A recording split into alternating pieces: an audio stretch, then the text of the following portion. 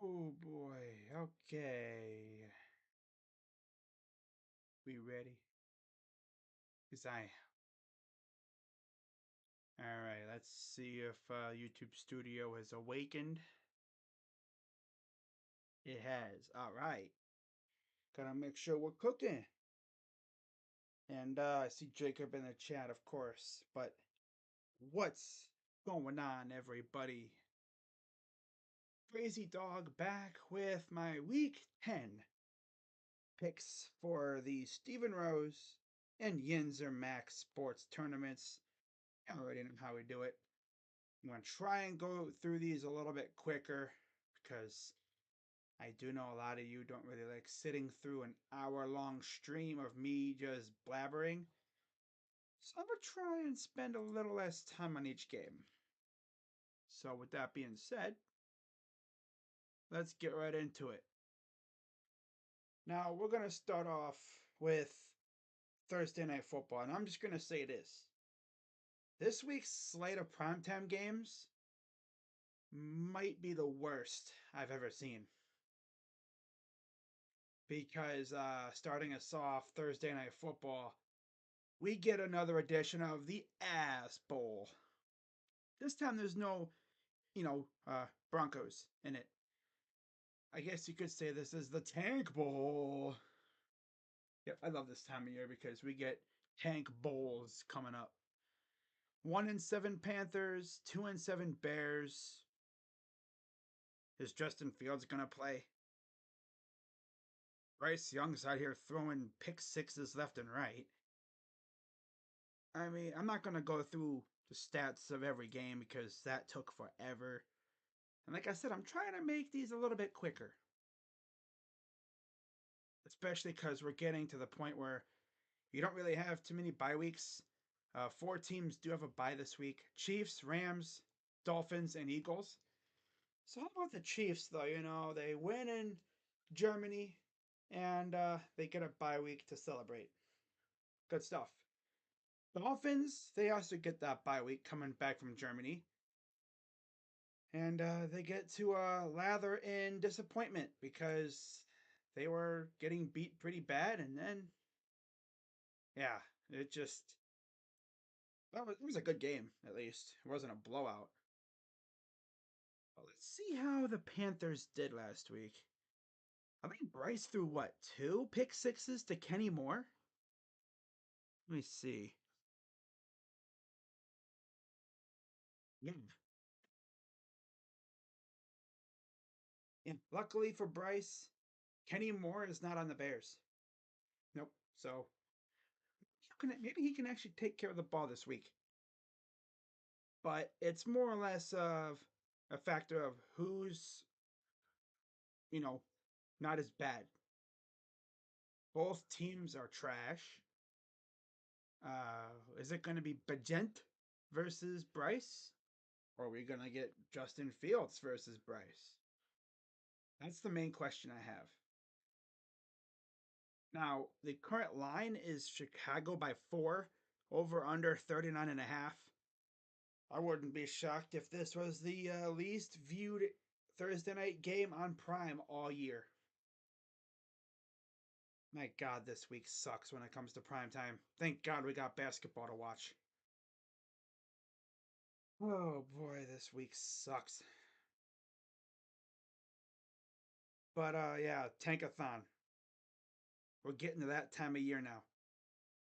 Chicago owns Carolina's pick, so actually, no matter what, Chicago, I think it's a win-win. Unless they tie, which no one needs to. It could happen. I'm a Browns fan this week because it's the Ravens, of course. What's up, Lamar? Always good to see you in the chat with your funky emojis. Wow.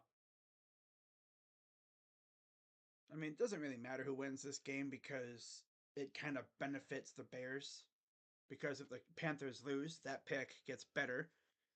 Although the Giants winning would definitely, make their pick worse. But as long as they have a pick in the top three, it doesn't matter. If they have two, that's extra credit. That's even better. But the way the Cardinals are playing, They got some competition. And now the Giants just lost Daniel Jones for the year. And the Patriots, this is the worst I've seen them in years. 2-7? A Bill Belichick team? 2-7? Oh my god. Huh. Who would have ever thought, right? For 20 years, we had to deal with Tom Brady over there. He leaves, and look what happens. The Patriots just nosedive right into the ground. And it's only a matter of time before Bill Belichick leaves. I mean, we're getting freaking reports saying, "Oh yeah, Bill Belichick could be fired." He ain't getting fired. If anything, he's gonna retire. He ain't gonna get fired. No, unless they just part ways respectfully, mutually agree. I'm talking about that. Panthers, Bears. I wouldn't be shocked if these two teams tied. Mm, who's less ass? I'm gonna go Bears, just because they're at home. When in doubt, go with the home team. I'm gonna go with the Bears to beat the Panthers at home, and they're gonna go to 3-7. But like I said, no matter what, the Bears benefit because that Panthers pick will stay up in the top two for another week. Might even go to number one. With Kyler back, they might be able to beat the Falcons. All right, but yeah, give me the Bears on Thursday night. All right, moving on. We got another early morning game in Germany. We have the Colts and the Patriots. Patriots as the home team. And the Patriots stink. I'm going to go Indy. I trust Minshew and that team more than I trust the freaking Patriots at this point. Mac Jones is ass. He's bad. And I don't think he'll be their quarterback next year. It could be Malik Cunningham or it could be a rookie or something. But yeah, I don't see Mac Jones being there next year. I really don't. So yeah, I'm gonna go Colts. Easy pick, to be fair. The Patriots stink. But yeah, give me Indy. All right, let's move on to my game now. Actually, let me pull up NFL Network. I forgot I don't use Bovada for my betting stuff anymore. While I wait for that to load up, but I'm not a Browns fan next week. Of course not, Jacob. Of course not. We're going to kick your ass next week. Just saying now. Oh, man. Uh, imagine the Browns just out of nowhere go undefeated these next 2 weeks.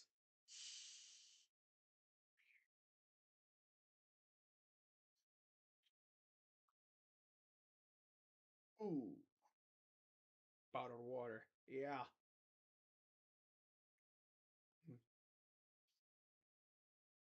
Man, good stuff. Yeah. All right. But yeah, Jacob, you should know we're kicking your butt next week. We're going to kick your butt. All right, NFL Network. Anytime you're ready to pop up, we can get this thing rolling.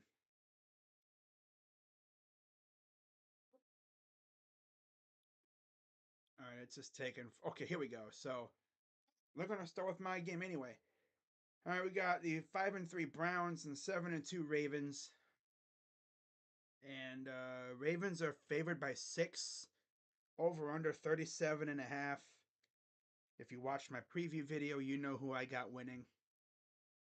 I got the Browns actually going out and shocking everybody and squeaking out a 28-24 W. So yeah, I got the Browns winning. Not even me being a homer. I don't think we're gonna get swept by these guys. You know. I mean, of course, we have split with these guys the last couple years, mainly because we faced Snoop Huntley. But yeah, I mean, I like our chances, especially if we play like we just did against Arizona. You know, we get Deshaun back, so we have a chance. Never count this team out. I'm just gonna say like I did for the Niner game. Keep it close. Play a full, complete four quarters of good ball. You stay within striking distance and see what happens. Right? You never know. But yeah, I'm gonna go Browns with the upset here, low key. Yep. Give me the Browns on the road. Oh, crazy dog, you're just being a homer. Maybe I am. What you gonna do about it, huh? Nothing. All right, next we got the 4-4 Texans coming off a thrilling victory last week, going up against 5-3 Bungles, who all of a sudden can't lose anymore. And just like last year, they're starting that whole bullcrap freaking winning streak thing, magically starting to win games after a certain period. I think this year was week 4, where they all of a sudden started to figure it out. And now they got to face CJ Stroud. This should be a banger matchup. CJ Stroud, Joe Burrow. And in terms of the matchup itself, Cincy is favored by 7. Wow. As much as I would love to see Houston win this game, me personally, I like chaos. I got the Bungles actually winning this game. Yeah, believe it or not. I got the Bungles beating the Texans. I think it'll be within a touchdown, but I think the Bengals defense does just enough to help them secure a victory. They've been playing some good ball. They're hot right now.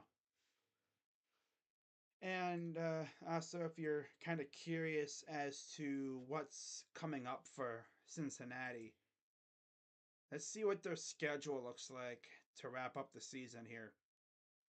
So yeah, they really need this win because the games are not going to be easy. No, they host no yeah go to Baltimore. That's always tough. You host Pittsburgh, then you go to Jacksonville. Ooh, on Sunday night. Ooh, okay. Then you host Indy. Indy ain't no slouch. Then you get Minnesota. But then, to end your season, oh God, look at this ending. You get the Steelers on the road, Chiefs on the road on New Year's Eve, 4:25 p.m. start, and then you face the Browns last game of the year. So, like I'm saying, fatten up on them dubs because that that end of the season is gonna be rough. It really is. And who knows what the Vikings are gonna be like? They're actually playing really well. I mean, yeah, Kirk Cousins is out and Cam Akers is out, but J Jet will be back soon and have fun dealing with him. And Madison's still there. In fact, they're 5-4 right now. Like I said, they're playing good ball. They're feeling motivated. They're gassed up. Josh Dobbs ain't no sucker, if you know what I'm saying. Yeah. But I'm gonna go Bengals over the Texans. I think it'll be a fun game, but I got the Bengals defense doing just enough, and they will beat the Texans. And once again, they will do what we do: win. Yeah. And of course, the Steelers, they play Green Bay. I'll get to them in a minute. But yeah, give me the Bengals over the Texans. All right, next we got. Ooh, this is a gem of a matchup. 5-3 Niners, 6-2 Jaguars. Ooh. Ooh, Brock Purdy versus Trevor Lawrence. Mm-hmm. Like I said, this is an underrated gem of a matchup here. Legit. Matchup for this, it is San Fran by 3 on the road. So, despite the fact that they're traveling across the country down to Florida against a solid Jags team, But this will be Chase Young's debut. Can the Jags, stop that pass rush? Because Niners fans get to experience what us Buckeyes fans got to experience for what, a year with Nick Bosa and Chase Young coming off the edge. Unfortunately, we didn't see that a whole lot because Nick Bosa got hurt and he only played what, 3 games, which really sucked because Chase Young absolutely went off that year. Yeah, but Nick Bosa got hurt, and then he was like, I would love to come back and play, but you see, I got a bag waiting for me in the NFL, and I want to prepare for it. So yeah, but Chase Young was like, all right, I'll eat then. So they get a nice little reunion in San Francisco. So all I'm gonna say is, Niners fans, enjoy that. That's probably gonna be fun. I'm gonna be watching from afar and low key thinking, dang, Niners fans get to experience what we had to experience, what we got to experience for like 3 games in Columbus. That was fun. But for this matchup, I got the Jaguars losing to the Niners. The Niners need a win, damn it. I mean, they need a win here. If they lose to the Jags and they continue this free fall, and for those who aren't in the little trash talk community, you know, there's this like little theory that a fan of the Niners cursed their team by buying someone a jersey. Now you think, how is that a curse? Well, I don't know the full details, but apparently a Niner fan bought this casual ish fan from Canada a jersey, and people in the trash talk community that I'm in, they kind of think of it as like a curse. Like, oh, he cursed the team. I mean, buying someone a jersey can't really be a curse unless someone put a curse on the jersey. It's just horrible luck. It's also hilarious because if you look, in the last 3 games, they've scored 17 points. And it's funny because the last 3 weeks, they've given up more and more points. They've given up 19 to us, the Browns, to PJ Walker, 22 to primetime Kirk Cousins, and then 31 to Joe Burrow. That's tough. And this is coming off, scoring 30 plus every game. 30 against the Steelers, 30 against the Rams, 30 against the Giants, 35. They literally scored 33 straight games on the dot. 35 against the Cardinals, 42 against the Cowboys. And then they face us, and all of a sudden it's like, oh, yeah, they hit that wall, and they only score 17 when they haven't been able to get above 17 since. It's weird. Now you look at their schedule coming up. Jags on the road, should win. Then they host Tampa, should win. Go to Seattle, that'll be a tough one on prime time. Mm-hmm. In fact, Seattle, Philly, Seattle. Ooh, they better be careful. They could hit. That's a brick wall right there, man. Mm-mm-mm. I think they're gonna snap out of this funk, but my God, you got to face Seattle on the road, Philly on the road, and then Seattle back at home. Then you go to Arizona against Kyler, and then you host the Ravens, and then you get Commanders on the road. That's tough. Going from one edge of the continental United States all the way to the other. That's as far as you can go in the continental United States, pretty much, to face a team. DC. Or is Jersey the farthest? Or no matter what, it's pretty damn far. Yeah. It's clear across the United States. And then you come all the way back home to face the Rams in the final game of the year. But yeah, with that being said, I do have them taking down the Jaguars this week. Unfortunately, for my guy Jagganoff, it's gonna be rough facing Chase Young and them. I think Chase Young introduces himself to the Niners faithful with a pretty big game here. I think he'll have at least a couple sacks. My prediction. So yeah, give me the Niners to break out of their funk. They score more than 17 and they beat the Jaguars on the road.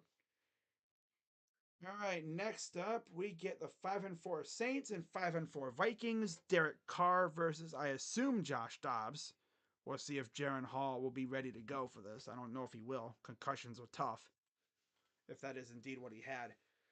But betting odds for this game, according to Caesar's Sportsbook on ESPN, where's it at? Here it is. New Orleans by 2.5. And just the fact that, Derek Carr versus Josh Dobbs. I like the whole Josh Dobbs thing right now. Vikings are playing really well, but they've struggled at home. And I think the Saints get another quality W and they will go to 6-4 on the year. So yeah, give me the New Orleans Saints to beat the Vikings on the road. All right. Earlier I said, we got the Steelers coming up. They're hosting the Packers this week. 5-3 Steelers, 3-5 Packers. As much as I would love to see the Packers go into Pittsburgh and beat them, the Steelers have this like dark voodoo magic when it comes to playing at home. The team stinks, yet they still keep winning. I've never seen that before in my life. A team that stinks so bad, like they're begging to lose. They want to lose almost. Like, look at these games. I mean, I'm going to look at their schedule. Look at all these times this team has literally BS themselves out of losses. They derp so hard, yet they still win. I've never seen before in my life. They've only lost 30-7 to the Niners, 30-6 to the Texans. They got their butts whooped, and then 20-10 against the Jags. And their wins, okay, 4 against us. We derped harder than they did. Freaking 2 defensive turnovers. Without those 2 defensive touchdowns, we win that game pretty easily. That's 14 points off the board.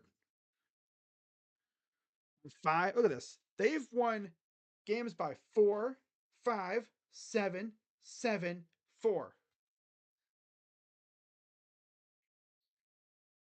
You know what I mean? That freaking dark magic. I guess the Cardinals from MLB must have given the Steelers some of their voodoo magic or something. This team is literal butt cheeks, and yet they still keep winning. How do they do it? How do they do it? Imagine if we had that amount of freaking voodoo magic. I mean, the Guardians have that, but they're being greedy. They don't give it to the other teams. You know, if the Browns had the dark magic that the Steelers have, we probably would have won a Super Bowl by now. No, we got the opposite. We got the absolute worst luck ever. Oh man. Yep. But Steelers they got a rather lenient end of the season schedule coming up here. After the Packers, they got well, I mean, I guess it's somewhat lenient. Browns and Bungles on the road. That's tough. Then after that, it's mid. Cardinals at home. Patriots at home. Colts on the road.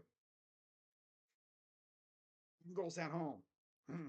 Seahawks on the road. Ooh. And then Ravens on the road. So it's like it's favorable for a bit. Then it gets hard with us and the Bungles on the road. Going to the dog pound and the jungle back to back weeks. But then you host Arizona. You host New England. They stink. Indy, you own them. But then the end of your season, Cincinnati, okay, Seattle on the road, and then you go to Baltimore. So we'll see what happens. But like I said, they're gonna BS their way through another victory here. Typical Stillers luck, dark magic, and they're going to win. And that means if what I say happens actually happens, that means you'll have the Ravens at 7-3, and the other three teams will be 6-3. Oh my goodness, this division is so it's annoying. We win, the others win. We lose, well, yeah. When we win, we can never gain any ground. It's so funny. But yeah, Pittsburgh favored by 3, over under 39.5. I gotta go Pittsburgh. I can't trust Jordan Love. I really can't. Give me the Steelers at home. It hates me. I'll slap myself for saying that. But yeah, I can't trust Green Bay right now. I really can't. I want Green Bay to win, don't get me wrong. I hope I'm wrong with that pick, but I gotta go Pittsburgh. Smack myself on the bash my head on a damn wall for saying that. Because we all know how the Steelers are. They have this ungodly amount of dark magic. It's like they built their friggin' stadium on a friggin' dark magic vent or something. Pisses me off. Alright, moving on. We got the final 1 o'clock game of the week. 3-5 Titans, 3-5 Bucks. We get Will Levis, who was just announced as their full-time permanent starter over Tannehill, going up against Baker Mayfield.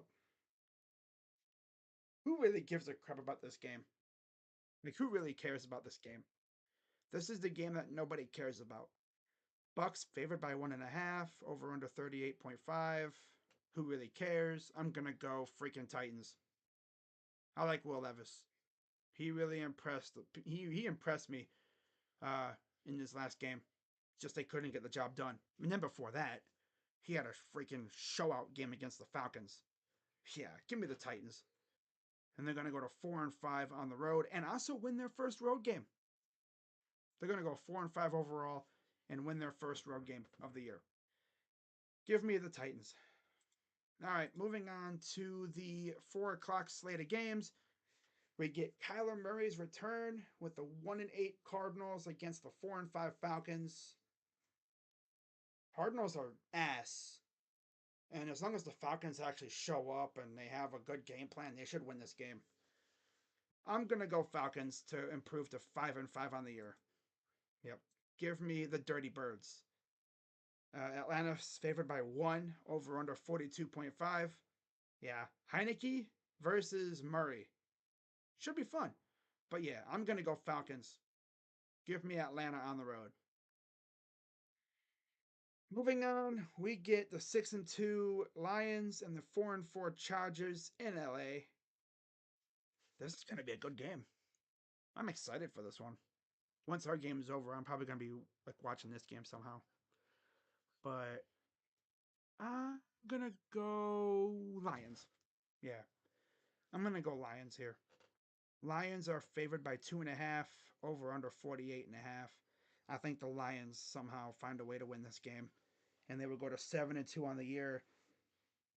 And yeah, I mean, in fact, what's the division looking like for them? Let me see here. Oh God, Minnesota caught up quick. Damn. All of a sudden, Minnesota's like, hey, we're still alive, you know. Yeah, we lost Kirk Cousins, but we ain't going nowhere. Yeah, Detroit's gonna win this game, I think. I think it'll be close, but yeah, give me Detroit. And they're gonna maintain their lead in the division, especially with Minnesota losing, like I said they will. All right, moving on. What do we got now? Hang on.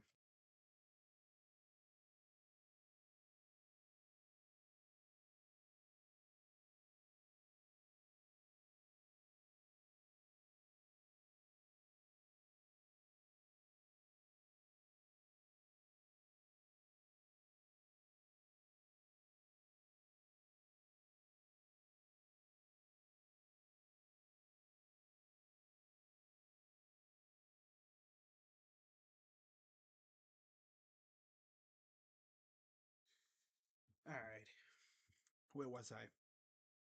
Oh yeah. Oh god, this game sucks. Freaking 2-7 Giants, 5-3 Cowboys. This is the easiest pick of the week. Give me the Cowboys. Not even gonna talk about this game. Just give me the Cowboys. Daniel Jones is out. Giants stink. Dallas is favored by 16 and a half. That might be the biggest line I've seen this year. Wow. And it's only Tuesday, going into Wednesday. The line is 16 and a half. If we somehow make the playoffs, bruh, we don't skink. The Browns skink. Jacob, what are you talking about, bro? Luke Cervantes, what's up? Would Raiders beating the Jets on Sunday night be an upset? Not really. Jets kind of stink, so not really. Giants and Jets both getting blown out. I wouldn't be surprised. Just the way that freaking city is when it comes to sports this day and age, I wouldn't be shocked at all. Not to mention Raiders are at home. So yeah, I could see the Raiders winning again. They got good vibes over there for once. Good feeling over there. But yeah, give me the Cowboys over the Giants. I'm not even gonna talk about this game. Final game of the afternoon. 5-3 Seahawks hosting the 4-5 Commanders. Betting line is Seattle by 6.5, over under 46.5. By the way, the over under for Dallas and New York, 38.5. And of course, I'm going Dallas. No surprise there. I'm gonna go Seahawks over the Commanders. Yeah. Yep, I think that travel will be a little bit of a factor, but I think Geno Smith actually has a really good game and they beat the Commanders. So yeah, I'm gonna go Seattle. And then to wrap up the whole day, Sunday night football, Jets Raiders in Vegas. Jets favored by 1.5. Raiders 38, or no, not the Raiders, over under 35.5.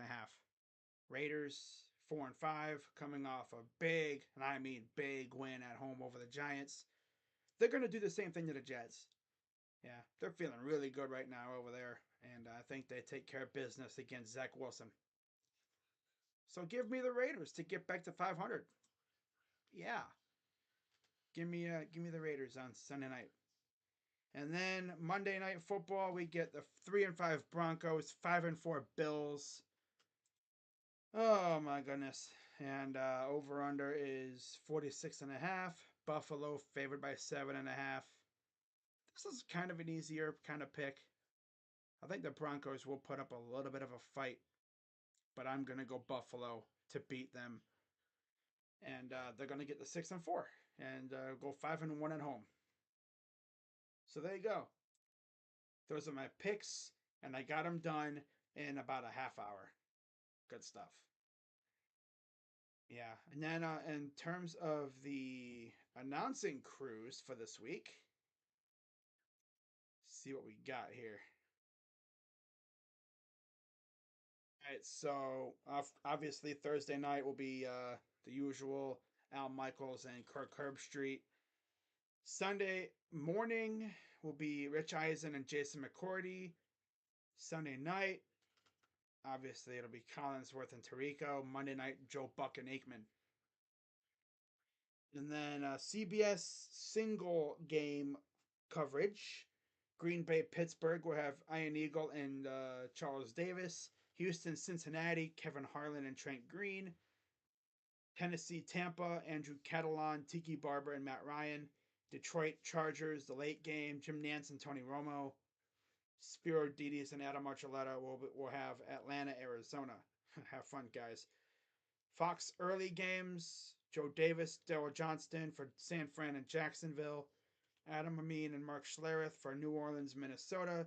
And very rare appearance by the Browns and Ravens on Fox. A very rare AFC game on Fox. Kenny Albert and Jonathan Vilma will be calling that game. Giants Dallas will have Kevin Burkhardt and Greg Olson, Kevin Kugler and Mark Sanchez we'll be doing Washington, Seattle. So there you go. Those are my picks for week 10. And again, as always, bet responsibly when you do this stuff. Don't be out here going crazy with the parlays, risking a lot of money and losing it all. I don't want to be hearing about people losing their houses because they listen to some jabroni, when I do these pick videos. Like, I'm gonna do what he does. I'm gonna put money on it. Like, don't be out there doing that unless you have money to blow. Then do your thing. But if you're out here with limited funds, don't be out here blowing it all on freaking parlays. I don't want to be hearing about, viewers of mine going homeless because they blew it all on freaking parlays and betting. Wind up living in a damn box down by the river. Or living in a van down by the river. All right. But that's going to wrap it up, guys. I will see you all probably tomorrow night for Cavs and Thunder. And until then, have a good rest of your night. And picks, of course, will be in the description. Shout out to Stephen Rose and Yinzer Mac for putting on these tournaments. We were never going to get Max Crosby anyway. Dude signed a massive extension last year and has a Raiders tattoo. Like, they're never going to trade him. Why would they even trade him? Do you see our game will be... No, I don't think it'll be flexed. I don't think so. But you never know, though. But besides, if they were going to flex it, they would have had to do it already. But yeah, with that being said, I'm Crazy Dog, and see you guys tomorrow for Thunder Cavs. Or Browns. And I'm out.